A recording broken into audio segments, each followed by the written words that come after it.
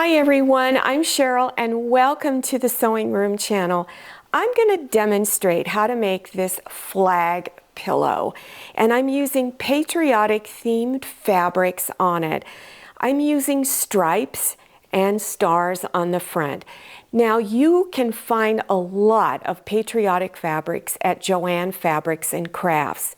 You can also go to Etsy.com and find a lot of your fabrics. So you can use larger stripes that you like, or thin ones, tiny stars, big stars. And then on the back, I have another particular patriotic fabric, so you can choose whatever you want.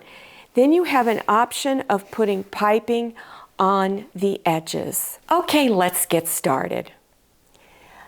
Now, you can use any patriotic fabrics you want. It can be the stripes and stars. You can find plenty of that out there.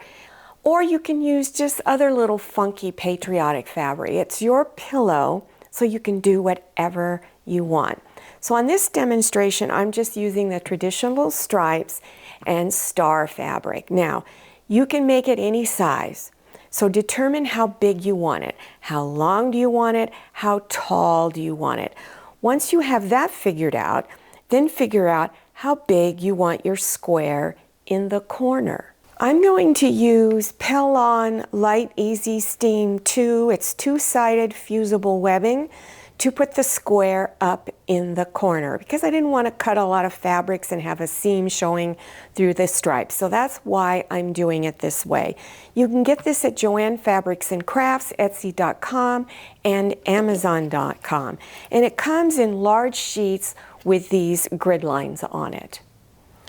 So I've cut out a square that's about 3 inches square. I'm making a really tiny pillow. So the grid lines are on this one side and there's plain paper on the other. You want to turn your fabric over to where the not so pretty side is showing. And then you want to peel off the paper on the back side. Make sure you're not removing the glue. So it should be tacky on this side. So then you place it on the back side of your fabric and finger press it down. Then cut around it all the way. So once you have your fabrics cut out, you have another option you can do. You don't have to do it. On mine, I've added cotton batting, or you could put fusible fleece on. Cotton batting is my favorite.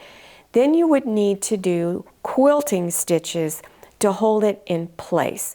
So that's an option, you don't have to do it.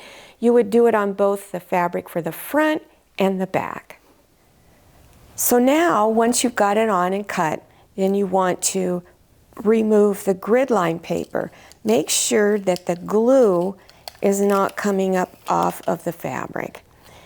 Then just take it and set it in the corner and try to get it lined up as much as possible. Now, don't finger press it down. If it looks crooked, you can still pull it up and replace it back down. So I kind of like the where it is. So now finger press it down like this. Then go to your ironing board. You'll need a hot iron with steam.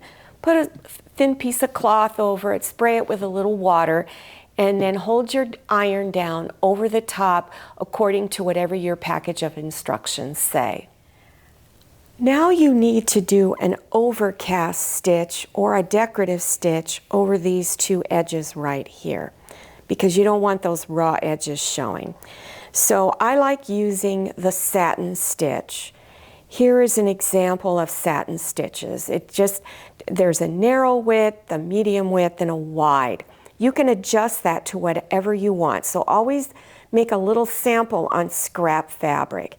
If your machine does not have any decorative stitching that you like, you've only got a zigzag stitch. This is what a zigzag stitch would look like.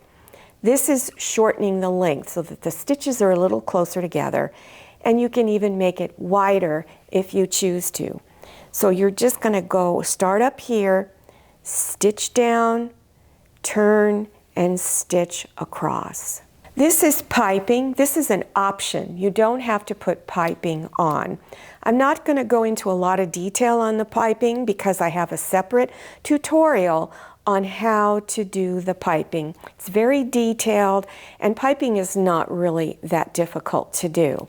So I've gone ahead and add piping. I've added it to the piece that's going to be on the front side of the pillow.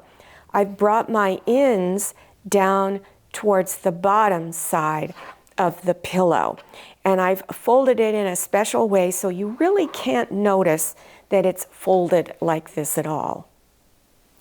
Now, after your front of the pillow section is done and the back section is done, you're going to bring the two pieces together, and then you're going to go ahead and either pin or clip all of your edges.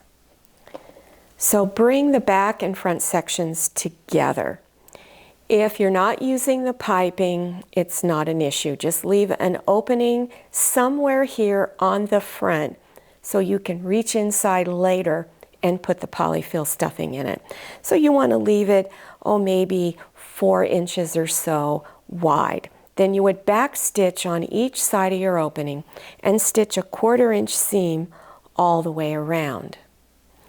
If you have the piping on it, then we're going to actually turn it over to the other side. So you see my stitch line for the piping. I'm going to still use my zipper foot, move my needle over to where it's on top of this line, and then you're going to stitch right on top of that line, but you're still going to leave an opening. And again, leave it on this end of the pillow. Now trim some of the fabric off at all 4 corners. You want to cut it down to where it's about 1/8 of an inch wide from the raw edge. And again, do it at all 4 corners. Now reach inside and begin turning it front side out. So far, this is what it should look like. This is the front and this is the back. Your next step is to put in your polyfill stuffing. You can buy polyfill at some Walmart stores, Joann's, Amazon, Etsy.com. So what you want to do is break it up in small pieces, then go through your opening and begin inserting it in. You want to push it up towards the top first and then begin to fill your way down. When you go to close your opening, you have 2 different types of stitches that you can use. One is a whip stitch, which is real easy. The other one is a ladder stitch. It's easy also, but takes a little bit more time, and it's a hidden stitch. You can't see it. So you would bring these edges together, make sure your edges are folded inside, select one of those stitches. The link on how to do a whip stitch or a ladder stitch, if you don't know how to do it, is below your YouTube screen in the description section. So you scroll down till you see the word more. It's usually towards the right. Click on it and that section will expand open and you will see all of the necessary links. So here is the larger pillow. It's all done. Now I've used red piping on this one. You can use the blue. You can also use white piping if you like. And here is my fabric on the back. Now, if you're interested in other sewing projects, I have many links listed down below your YouTube screen in the description section. So if you want to make pot holders, oven mitts, towels, and other patriotic decor, you can use any of those tutorials and use patriotic fabrics. Now don't forget to follow me on Instagram and make sure you check out my Facebook page. Thank you so much for watching. I'll see you next time, and happy sewing.